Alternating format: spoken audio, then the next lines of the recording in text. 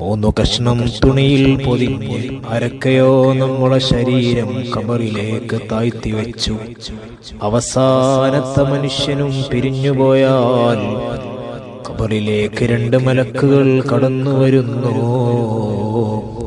അവര് ചോദിക്കുന്ന ചോദ്യം ഹബീബായ റസൂലുള്ളാഹി സ്വല്ലല്ലാഹു അലൈഹി വസല്ലമ തങ്ങളെ കാണിച്ചു തന്നിട്ട് ചോദിക്കുന്നു, മാ കുന്ത തഖൂലു ഫീ ഹാദർ റജുൽ, ഈ മനുഷ്യനെ പറ്റി നിങ്ങളുടെ അഭിപ്രായം എന്താണ്? നിങ്ങൾക്ക് എന്താണ് പറയാനുള്ളത്?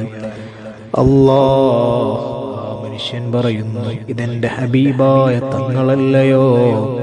ഈ തങ്ങൾക്ക് വേണ്ടിയല്ലയോ ഞാൻ ജീവിച്ചത്?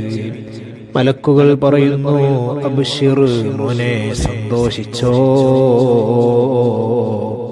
റസൂലുള്ളാഹിനെ തിരിച്ചറിഞ്ഞതിന്റെ പേരിൽ ആ മനുഷ്യന് സ്വർഗ്ഗം കിട്ടിയപ്പോൾ ഈ മനുഷ്യൻ ആ സന്തോഷത്തോടെ പറയുന്നു, അർജിഉ ഇലാ അഹ്ലി ഫഉഖ്ബിറഹും, ഞാൻ എൻ്റെ കുടുംബത്തിലേക്കൊന്ന് തിരിച്ചുപോയിട്ട് എൻ്റെ കുടുംബക്കാരോട് രക്ഷപ്പെട്ട ആ സന്തോഷ വാർത്തയൊന്നറിയിക്കട്ടെയോ.